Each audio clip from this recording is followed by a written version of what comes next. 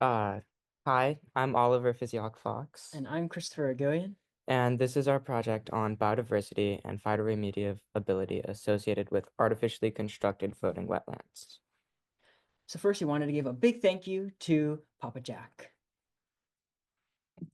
So to outline the problem for our project is that invasive species, due to like the due to the aquarium trade as well as just in general introduction of like species to farm, there have been a lot of invasive generous species that have been introduced to Hawaii's waterways. Examples of this include the Mexican mollies you can see up there.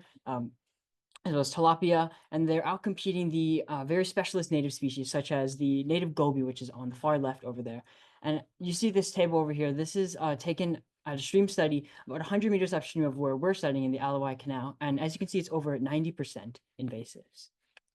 And one of the other issues that the Alawai faces is that there's a lot of pollutants in it, and these pollutants that we're studying in our study are heavy metals and nutrients. So nutrients get into the water in two ways. The first being that they're washed in from upstream because the Alawai has feeder streams coming all the way from the mountains. So in the agricultural areas there, fertilizer is washed in and it washes all the way down into the Alawai watershed.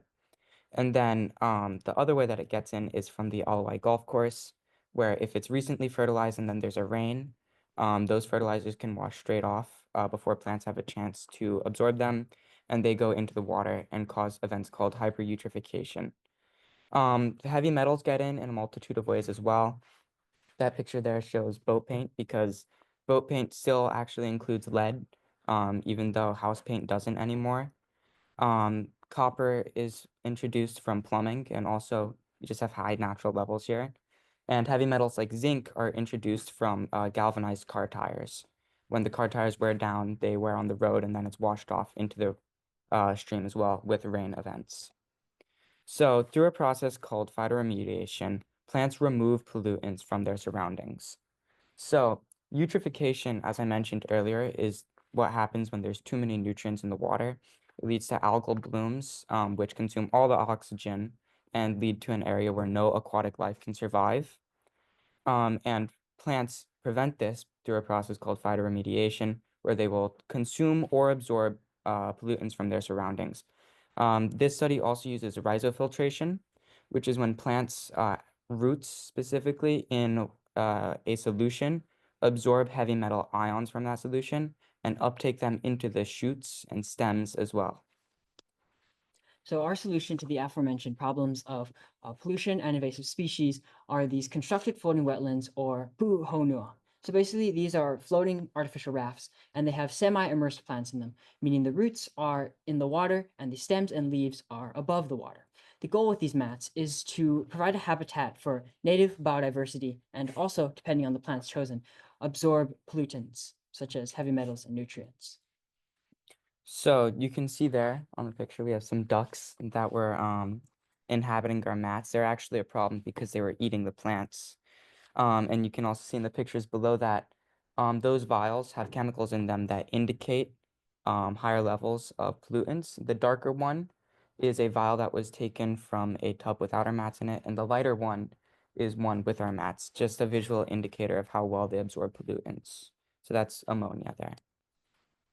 So last year, we made several we're continuing this project from junior year, and I'm just gonna go over a summary of what how our project was. So we had two rounds of mats, and we collected two sets of data. As you can see, that's from one of our accounts. That's a native animal, and we did find a lot of native biodiversity, but we also did find a lot of invasive. Or you could say biodiversity in the mats as well. And from, I believe, from tissue samples of the plants, we also did find some levels of heavy metals, which is evidence of phytoremediation. So last year, one of our big points was that the preparation of the mats has to be simple and cheap. And we did accomplish that. It's very cheap. It just has four 50 centimeter PVC pipes with joints, coconut erosion cloth, and then just a tub to grow the plants in before we put them in the water. So in the past, these mats have been used before in many different applications. So the first one on the very right is mats which were deployed actually here in Hawaii, and these are done in a freshwater environment. And then in the middle, you can see mats that were that were deployed in a brackish lagoon in the Baltic Sea. And then finally, on the far left, you see mats deployed in freshwater environments, but these are very polluted environments to clean up the pollutants in the water.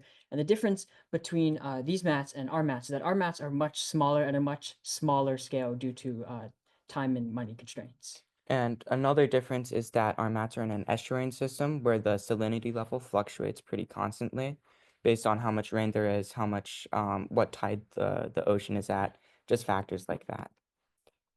So these mats have been shown to recruit biodiversity. In our mats, we found different kinds of animals in and around the mats. So, for example, we found birds such as juvenile herons and mallard ducks. These are actually invasive. And we've also found invasive fish such as mangrove gobies and Mexican mollies. And then we've also found native shrimp such as opahuna, which are coming up soon. We found a lot of them. And then we've also found tilapia and catfish around the mats. So we've executed two countings of mats. Essentially, what we do to collect our data is we take these seining nets, we put the net under the mat, and then we pull it up and we capture all the animals that are inside and around the mats. And then from there, we hand count the animals individually, place them into buckets based on their species, and then release the native ones and keep the invasive ones. So the mats were successful at recruiting both native and invasive biodiversity. So as you can see from the two graphs, you can see the blue represents native shrimp. There are a few other natives, but the rest is basically invasive species. So the first round got about almost 80% of native species, and the second round got about 40% of native species. And this is a big improvement to the study that I referenced earlier, in which there's over 90%. And this averages out to about, I'd say about 60% natives. So one of the issues that the mats had last year was that they suffered from mechanical failures where the mesh that we used was biodegradable, which we thought was a good idea at the time, but it degraded. So what happens when it degraded is all the plants get flushed out from the bottom from the water, and then there's just no data to collect on the plants and also on how much biodiversity they recruit. So our new mats that we looked at this year and in the fellowship are also simple and cheap to construct, and they're a lot more durable. You can see on the bottom picture there, I'm cooking sand because we had an old mat design that was a circle, and it just took way too much time to prepare, and it was way too labor intensive. So we also phased that out. And so the new mats, the major difference is that they're using a non-biodegradable mesh, and they are also 10 centimeters larger on each side. So these mats are essentially basically the same structurally as the other ones. It's just PVC pipes, the cloth over, zip ties, and then the plants on top. And also, I wanted to note that the circles were discontinued due to time and effort constraints. Like we're dealing with hot sand, and we also have to bend the pipes, which is very laborious. And these mats are just over $20 each, so pretty cheap. So the plant that we are deciding to use this year is a kuli kuli, and it's a halophyte, which means that it survives very well in salty conditions. You can see in that picture there, it's on the beach. It's considered a beach plant. It's actually also considered a weed by a lot of gardeners because it's so hardy. It outcompetes a lot of plants that are growing in gardens. We thought it would be a very good plant to use for that reason, because it can deal with the salty conditions in the Alawai, and also because it's just in general a hardy and strong plant. But it does require an acclimation period to the salt to survive in saline conditions. So studies have shown that if you prepare plants by just putting them in a little bit of salt before they go into a much saltier solution, they live much better than if they had none at all. So we prepared them using those 4 tubs there, where every week we would slowly increase the salinity level using salt that we just had, scooping it into there until it reached the peak salinity levels of the Alawai. You can see on the left-hand side, there's a graph of an estuary system. And where we are ranges from slightly salty to very salty. So we have to deal with a lot of changes in salt levels that you might not pick up on if you just sample one time.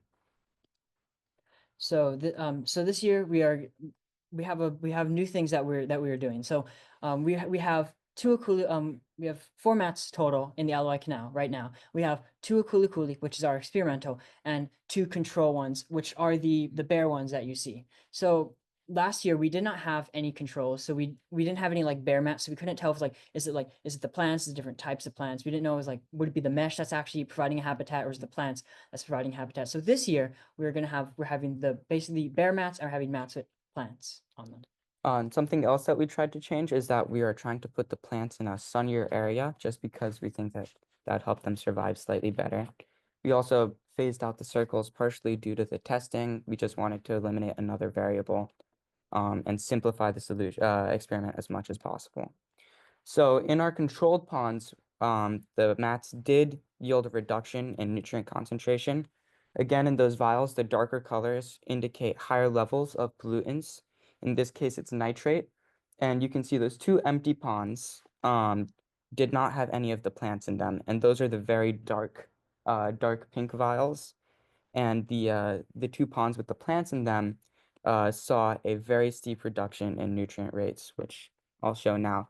So you can see there the reduction of nutrients in the control ponds is pretty negligible. It's pretty much zero if you exclude that 1 point. And you can actually see that the total levels of nitrogen, that's what this is, decrease within 12 days. They decrease from 82.5 ppm down to almost zero. And they reach 0 ppm after around 13 days, or just below detection limit of our equipment.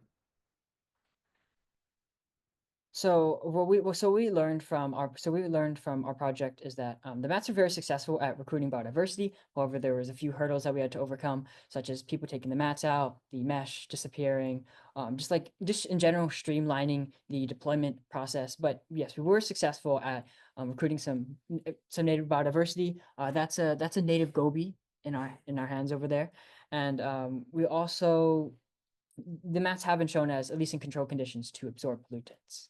And if you look at the picture on the left side there, that's actually the glass shrimp in a bucket. So that just shows you how many glass shrimp we had in just one of the mats. We got almost 300 glass shrimp in one of our mats. So this school year, we are incorporating elementary school students and doing multiple rounds of data. So you can see down there, we actually had our first meeting with students from Jefferson Elementary School already, where we are teaching them about the ecology of the Alawai, what problems it faces, and we're trying to get them interested in climate issues at a small scale. So hopefully when they get older, they can understand climate issues at a larger scale as well. And we're also doing multiple rounds of data this year, where instead of putting the mats in at 1 month's times, we're instead putting them in for 3 months and sampling every month. And that will just give us more data and allow us to collect maybe seasonal changes in animals, things like that. So in addition to this, we'll be giving Jefferson some of our mats for them to build and for them to also to learn about it.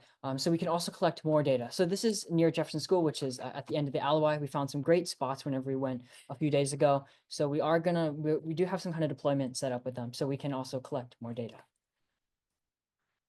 So just some reflections on junior year and the K Fellowship.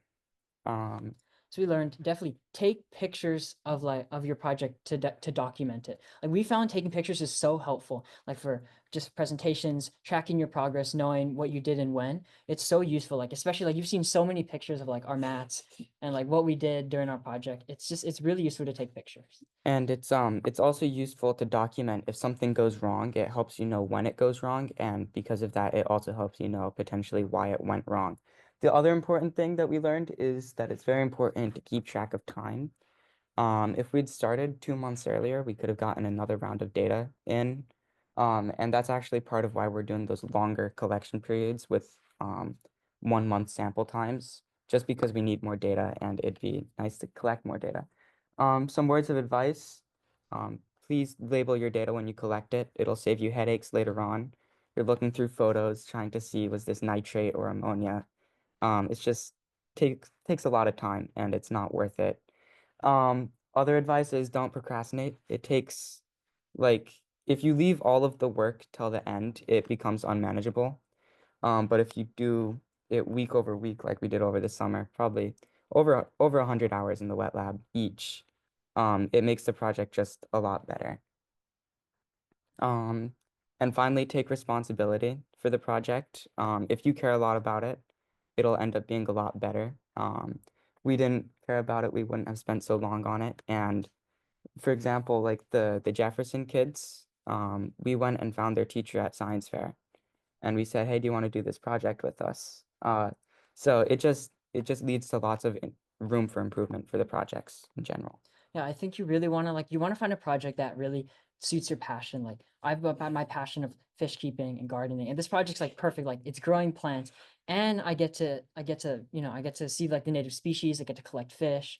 I get to see the fish. It's a really great extension of both my hobbies at home.